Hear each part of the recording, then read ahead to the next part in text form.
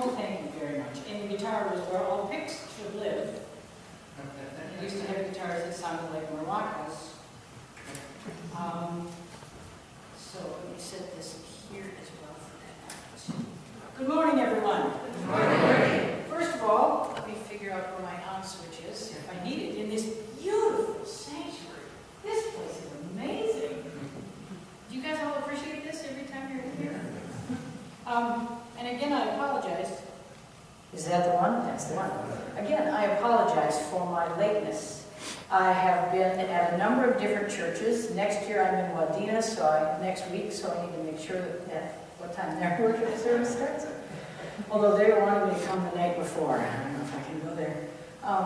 But I was a half an hour early for Union in St. Louis Park. So now I'm a half hour late for you almost, it would take. So maybe it'll all even out by the end of my church visiting times. I would love to take credit for Camp's growth over the last 5 years. And while I've been accused of being a cheerleader, which I think partly I am, for Camp, it's actually the people coming and passion like Phil's that really, and Liz's, who has the perfect shirt on. Look at both of you. I couldn't find that shirt today. It was what I was going to wear. That really make it continue to work. People willing to accept a new model for Camp. That's kind of what my message is about today. For those of you who know, Robin Radwa has done the job with me as co-director for the past 3 years. She is seeking another full-time call, so she will not be co-directing with me this year.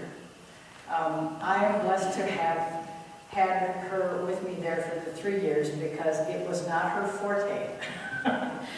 And she hung in there for quite a while, and I really appreciate that. She is an introvert, as actually many clergy are, I was surprised to find out, and has a professional presence that's beyond compare.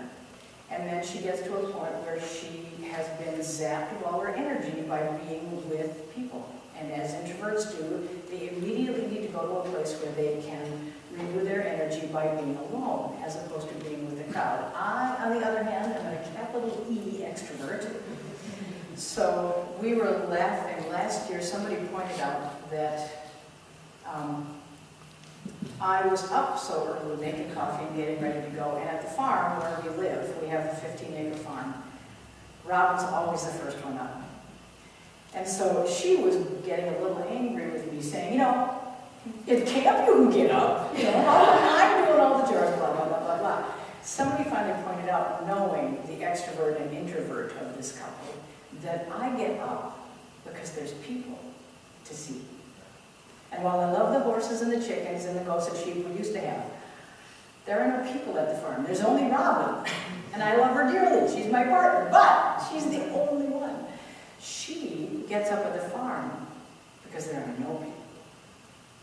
So I'm like, great, I'm off the hook at the farm. So this morning's scripture is of the choices that we have within our lectionary. It's 1 John 1:1 and 2:2. Oh, and Robin proofed this last night, so we can be sure that the non-preacher in the family will do something appropriate. We declare to you what was from the beginning, what we have heard, what we have seen with our eyes, what we have looked at and touched with our hands, concerning the word of life. This life was revealed, and we have seen it and testify to it, and declare to you the eternal life that was with God and was revealed to us. We declare to you what we have seen and heard, so that you may also have fellowship with us. And truly, our fellowship is with God and with Jesus Christ. We are writing these things so that our joy may be complete. This is the message we have heard from God and proclaim to you, that God is light, and in God there is no darkness at all.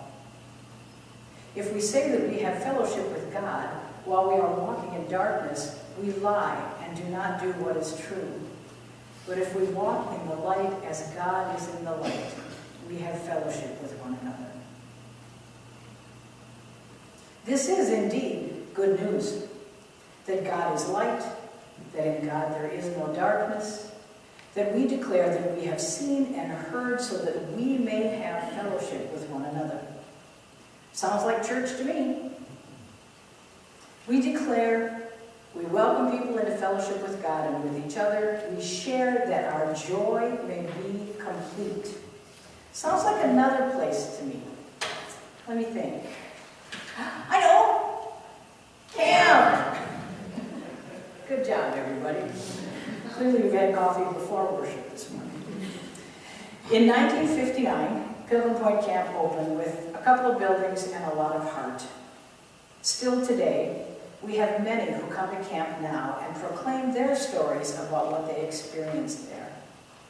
I still see people at camp who were there at the start and return every summer. They are the ones who tell me what they have heard, what they have seen with their eyes, what they have looked at and touched with their hands. These are magical stories of wonder and a spirit-filled delight, the stories of their faith-filled camp experiences.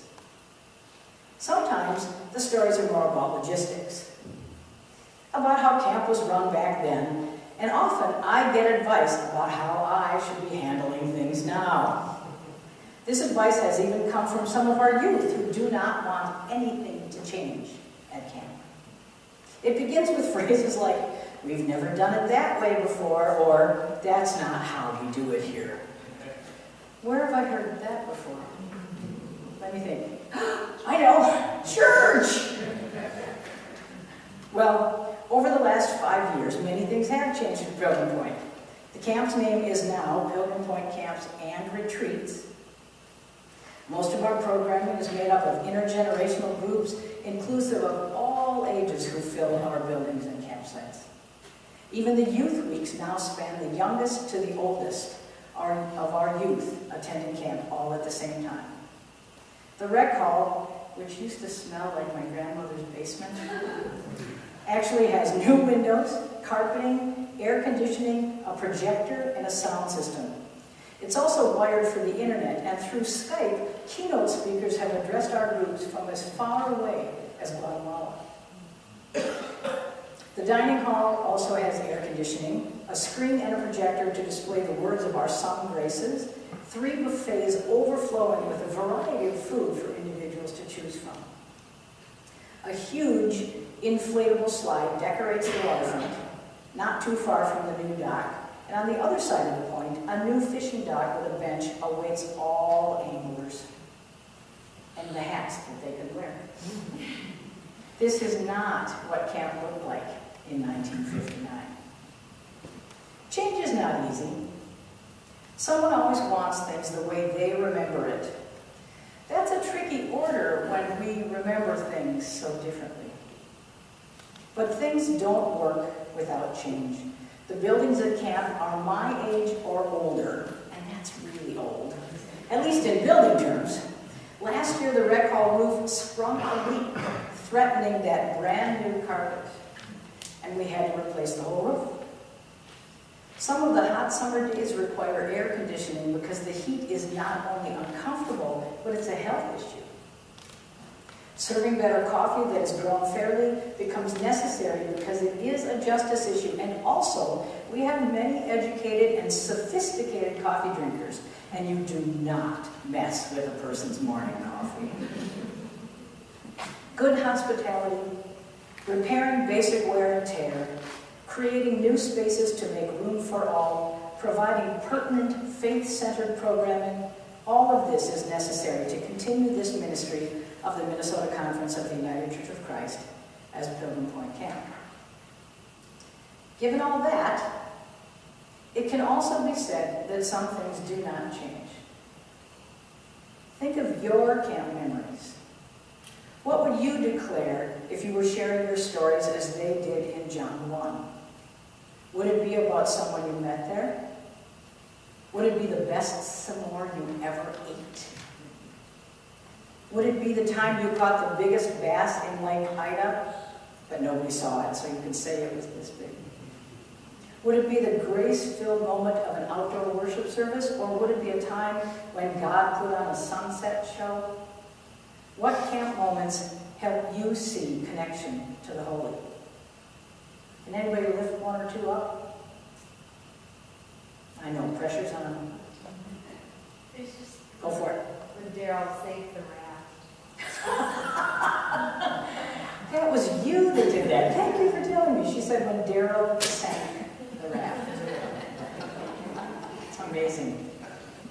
What else? Oh, I know. I love those kayaks. I love those kayaks. Liz? Nothing beats our walk, the annual walk to the point with the kids. Nothing beats that. Mm-hmm.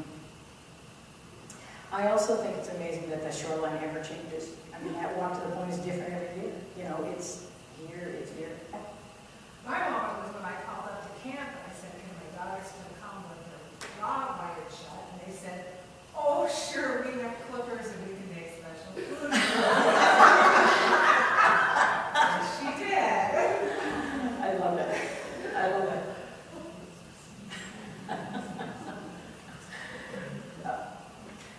The stories that we've heard, what we looked at with our eyes and touched with our hands, those stories are still being told by campers in 2015 the way they were in 1959.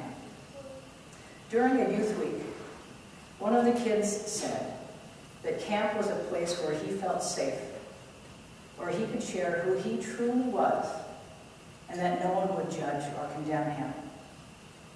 He didn't feel that way about any other place in his life. 2 summers ago, during an intergenerational week, a woman in her 30s came with her children and her mother. They spent a week of sacred time as a family within a community of faith at camp. And it turned out to be their last week together. Her mother died a few days after they got home. Last year, during their last youth week, a group of seniors walked out to the point to talk with each other about their faith. They had previously believed that camp was about hanging out with each other, but not really taking this God stuff very seriously. Without realizing, they all discovered that God snuck in anyway, and they recognized that parts of that faith had been with them all along. They also wrote like a 14-page manifesto that they wanted me to make copies of for all of them. It was amazing. Countless times I have watched weekend camps begin with 3 or more congregations sitting segregated around the dining hall during the Friday evening meal. By Sunday morning, I can never tell who came from what church because they have mixed together at table. They have mixed together quickly and joyfully growing into a wider faith community. These are timeless stories in places where God is, if it's 1959 or 56 years later, at our camp, at our churches, in the dining hall, at potlucks, at the waterfront or a local beach, in the rec hall or in your fellowship hall. Camp is church. Church is camp. And God is in all places and all things. I thank you for allowing me to share with you this morning, even coming a little bit late, and allowing me to hear your stories. I also want to thank you for the support you've given Pilgrim Point Camp over the years. Your generosity is appreciated more than I can express. May God's blessings continue to be with you, your families, your church, and your camp. Now I'm going to do what I really do, and that's make you sing. Now, I had a stick to put it on PowerPoint. I was so organized, but since that's not going to happen, lest it take more time, we're going to do a song that we use quite often at camp that fits almost as a call and response.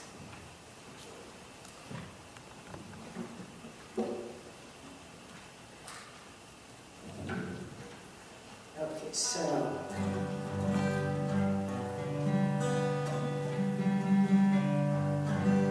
when this is the chorus, chorus, I will sing a short phrase, you sing it right back to me. The very last phrase of the chorus is, let's see what key we want to do that. We're united in the Church of Christ. Just try that with me, because that one I don't prompt. We have to sing that one together. Here we go. We're united in the Church of Christ. Not too tough, right? All right, so here's the rest of the chorus. I'll sing a phrase and you sing it back.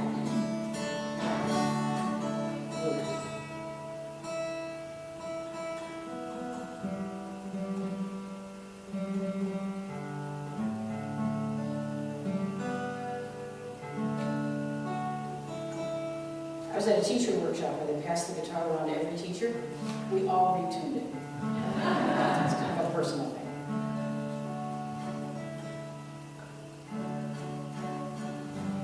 All right, here we go. You are welcome here. You are welcome here. No matter who you are.